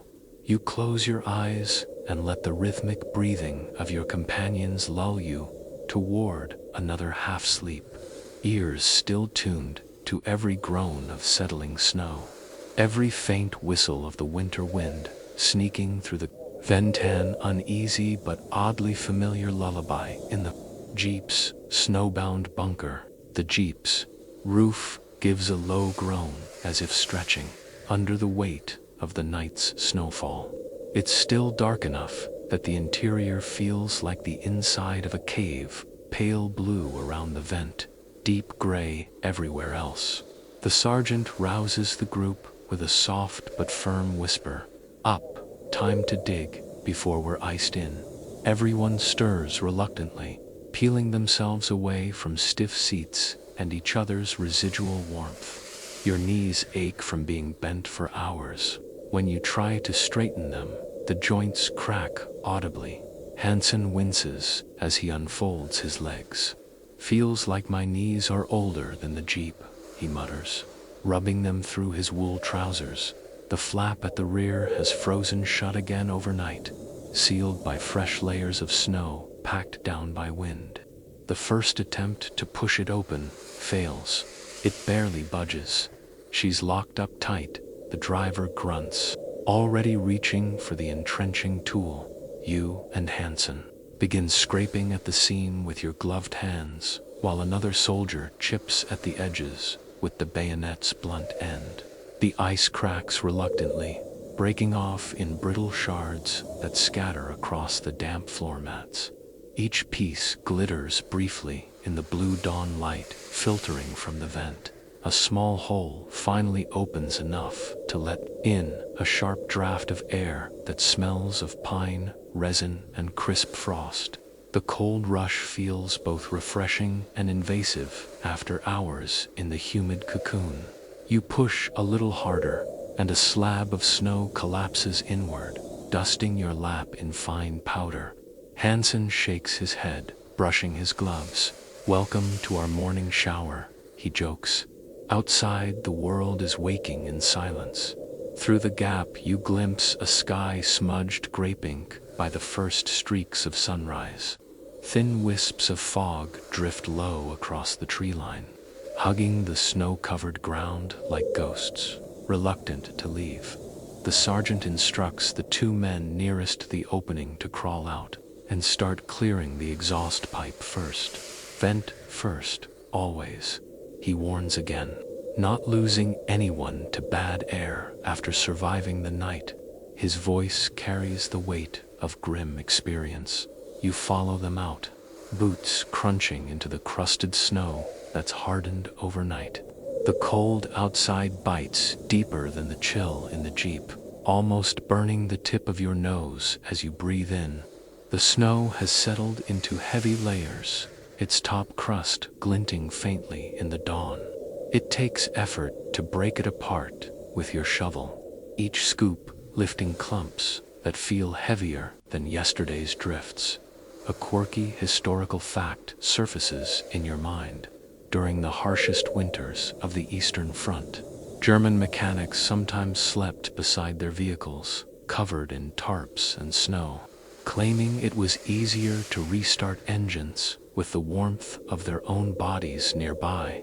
Historians still debate whether it made much difference or was just superstition born of desperation. Looking at your own Jeep's frosted grille, you suspect there was some truth to it. Last night's snow cocoon has clearly helped preserve the battery. Hansen chips at the snow around the tailpipe while you carve a channel to free the rear tires. Every few minutes you pause to warm your hands with your breath, even through gloves, but the relief lasts only seconds. The driver stomps around the Jeep to keep his toes from going numb, leaving crisp boot prints that immediately start to fill with wind-blown powder by the time the full rear panel is exposed. The morning light has strengthened enough to turn the forest a silvery white. The tall pines cast long blue shadows over the clearing, and frost sparkles like ground glass. Wherever the sun hits the upper branches, you clamber back into the cab to check the interior. The condensation that coated the windshield during the night has frozen, again into a lacework of delicate patterned ferns etched by the cold. You wipe a patch clear with your sleeve, marveling at the fleeting artwork before it smears into dull frost. The sergeant signals for the driver to crank the engine. The starter groans, coughs, then sputters to silence. Everyone tenses. The driver tries again, this time a deeper cough, then a rumble that grows into a steady, throaty growl. A chorus of relieved sighs escapes the crew. The Jeep has woken up from its snowbound slumber. Exhaust pours from the pipe in white clouds that drift upward through the clearing. The warmth of the engine slowly seeps into the cabin, a small but welcome change that lifts spirits. Hansen pats the dashboard affectionately. "Good girl," he says under his breath. You notice a curious halo of steam rising off the hood, where a thin layer of frost melts under the engine's heat. The contrast of rising mist against the frozen trees makes the Jeep look almost alive, like some winter beast exhaling after a long sleep, while the engine idles to build warmth. The sergeant orders everyone to tidy gear and check weapons for moisture. You pull your rifle from its spot by the door, inspecting the stock for any frost damage. A bead of water lingers near the trigger guard, frozen solid. You scrape it off with a fingernail. A quirky debate you once overheard in a supply line comes to mind. Some argued that storing rifles inside a warm vehicle overnight was worse than leaving them outside in the cold because the condensation would freeze inside the barrel. Others claimed the opposite. Historians still haven't settled the argument, but as you dry the last droplet with your scarf, you're inclined to believe the worriers. Hansen finds a damp pair of socks, stuffed under the seat, and holds them near the Jeep's heater vent, hoping for a little drying. "Won't do much," the sergeant says, shaking his head, "but can't hurt to try." The scene is almost domestic-like, a roadside camp instead of a frontline position.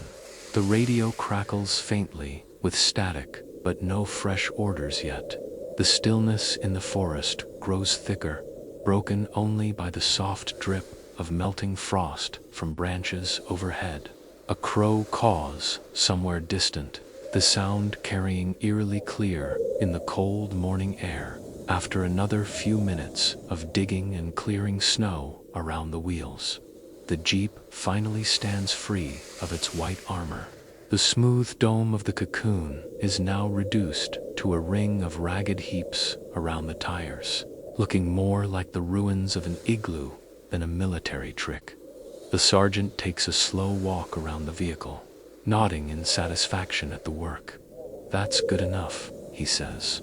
"At least we won't be stuck if we get the call." You take a step back to admire the transformation. What had been a buried drift just an hour ago now looks like a battle-ready Jeep again, olive drab and steam-breathing, waiting to move out. A breeze sweeps through the clearing, scattering a veil of loose snow across your boots and carrying with it the sharp scent of frozen pine. You breathe deeply, letting the crisp air clear the musty memory of the damp cocoon from your lungs. As you climb back into your seat, stretching sore muscles, you realize how strange it feels to treat a vehicle like both home and shield. Last night it was your cabin, your bunker. Now it's back to being transport. The shift feels abrupt, as though the Jeep has two separate identities depending on the hour. The sergeant glances at his watch once more. "Radio says we're on standby another half hour," he reports. "Stay warm, stay ready." You nod, tugging your scarf snug again, and rest your gloved hands on the rifle across your lap. Outside, the pines sway gently in the breeze, shaking loose small avalanches of snow that fall in soft cascades, each landing with a muffled hump that blends into the silence of the winter morning. For now, at least, the forest is calm. You sit quietly in the Jeep's cab, letting the heater's faint warmth seep into your boots, knowing full well that by nightfall you may be digging this same vehicle back under the snow, repeating the ritual that kept you alive through the frozen dark. By late afternoon, the clouds roll back in, smudging the thin winter sunlight into a dull steel gray. The forest seems to hunch beneath the heavy sky, every pine branch drooping with fresh snow. You and the rest of the squad know the drill now, for darkness falls. The jeeps will vanish again beneath white mounds. The sergeant checks his watch, then points to a fresh drift that is built up along the log. We'll use that for the next cover. Quicker if we work with what the wind gave us. The men groan but rise without argument. Shovels scrape against icy crust as you all begin the slow, repetitive work of pulling snow toward the jeep's sides. The rhythm is oddly hypnotic. Scoop, lift, pat, pack like bakers shaping a giant frosted cake. Hansen hums his familiar bluesy tune as he smooths the new layer over the hood. Never thought I'd be sculpting snow forts for a living, he says, breath fogging in the frigid air. Not forts, the driver corrects with a grin. 5-star mobile bunkers. You grin at that, though your arms ache from the labor. As the snow wall rises higher, the jeep's shape fades back into an anonymous mound, and the forest once again hides its secret. When the last shovelful is packed, the sergeant inspects your work and nods. Good. Same routine tonight. Keep that vent open. Rotate lookout every 2 hours. He jabs his bayonet gently through a fresh tunnel above the driver's seat, then props the hole with a twig just as you had before. Inside, the jeep feels like a damp, familiar cave. The air is heavy with the scent of wet wool and faint exhaust lingering from the earlier warm-up. You peel off your gloves and flex your fingers. The knuckles ache, but at least there's no frostbite yet. Hansen rubs his shoulders and mutters, same song, second verse. The sergeant pulls the flap closed and settles in, speaking quietly as everyone adjusts into their cramped sleeping positions. We're lucky it's only snow and not sleet. Remember what the Finns taught: snow shelters are better than any tent if you use them right. That sparks a round of murmured conversation. The driver remarks, I heard the Finns even buried artillery pieces, just left a hole for the barrel. True, the sergeant replies, made them ghosts in the woods. You recall reading about it too, how Finnish soldiers turned the land itself into cover, ambushing Soviet tanks that never saw them coming. Historians still debate whether the trick was widely adopted by the Allies or just a handful of units.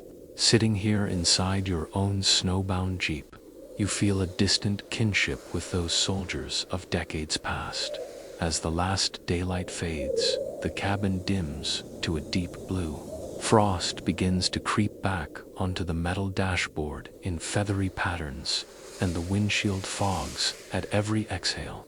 The first lookout shifts into place beneath the vent, rifle across his knees, scarf tight around his nose. The rest of you settle shoulder, shoulder, knees pulled up to trap warmth. The jeep creaks softly as everyone shifts, then grows still, except for the sound of breathing. The snow wall seals you into a muffled silence, so complete you can hear droplets forming before they fall. Tiny taps like distant rain on a tin roof. A quirky detail crosses your mind. You once heard a field engineer say snow walls made men's voices echo strangely, as if the cocoon magnified whispers but swallowed shouts. Historians still haven't explained the acoustics, but as you murmur a joke to Hansen and hear it bounce softly back to you, you believe the rumor. Hansen chuckles under his breath. If my nose freezes again tonight, I'm not sharing body heat with you guys anymore. The dry humor sparks a ripple of quiet laughter, just enough to ease the tension before silence folds over the group again.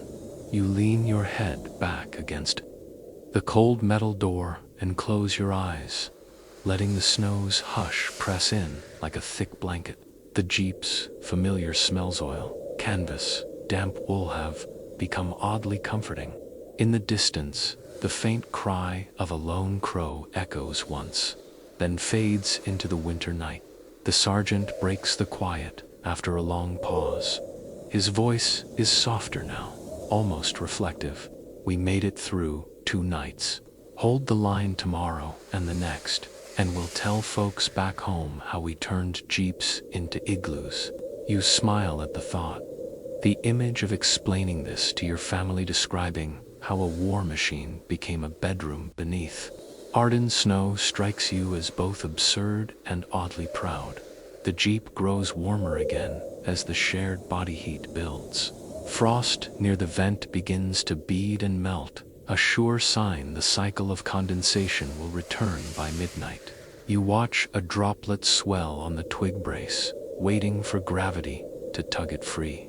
It wobbles, trembles, and finally slides down in a tiny silver line, landing with a soundless splash on Hanson's sleeve outside. The forest sleeps under a heavy quilt of snow, hiding every trace of steel and tire beneath soft, deceptive mounds. Dawn will reveal nothing but a row of white hummocks where the convoy rests unseen. You shift to find a more comfortable angle against the door, already resigned to the ache in your knees by morning. The Jeep's roof hums faintly under the weight of fresh flakes settling in the dark. The lullaby of winter soft snow, slow drips, steady breaths, pulls you toward drowsiness. For a few last waking moments, you picture what the scene must look like from the ridgeline, a quiet white valley, only trees and wind-swept drifts, no hint of the men hidden beneath. It feels like a strange victory, this invisibility bought with cold and discomfort. You let that thought be your final comfort as your eyelids grow heavy. The night stretches on with no alarms, no distant MG42, no cracking branches that aren't from snow's own weight. Only the muffled sighs of wind against the mound. Each rotation passes quietly, each man nodding off the moment he's off watch. The snow's hush holds the war at bay, at least for this night, when the first pale ribbon of dawn seeps in through the vent. It paints the interior in soft blue light again, highlighting faces slack with exhaustion but still alive. Still together, the sergeant whispers, another day down. We held the line. You open your eyes, stiff but grateful. The snow-cocooned Jeep has done its job, once more an unglamorous guardian in a frozen forest war.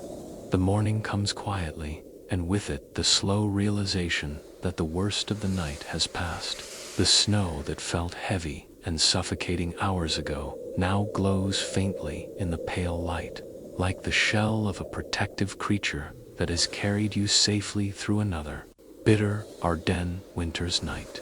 You lean back against the cold door, stretching stiff fingers as the others stir around you. The sound of shuffling boots and the soft rustle of canvas mingle with the distant sigh of wind in the pines. No orders yet, no engines growling, just a temporary peace wrapped in frost outside the vent hole. The snowdrifts sparkle as dawn climbs higher, each crystal catching the light for a heartbeat before fading back into white. The forest still holds its breath. Even the birds seem reluctant to break the hush. In this calm, you let yourself slow down, each inhale deeper, each exhale slower until the ache in your legs eases and your thoughts grow soft at the edges. The Jeep feels less like a cramped machine and more like a quiet cabin in the woods, its steel walls lined with a night's worth of shared breath and whispered jokes. For a moment you imagine yourself as just another traveler waking in the snow, not a soldier, not a target, simply someone grateful for warmth, for company, for survival. That thought carries a fragile kind of comfort. The sergeant finally shifts in his seat, voice low and steady. We're alive.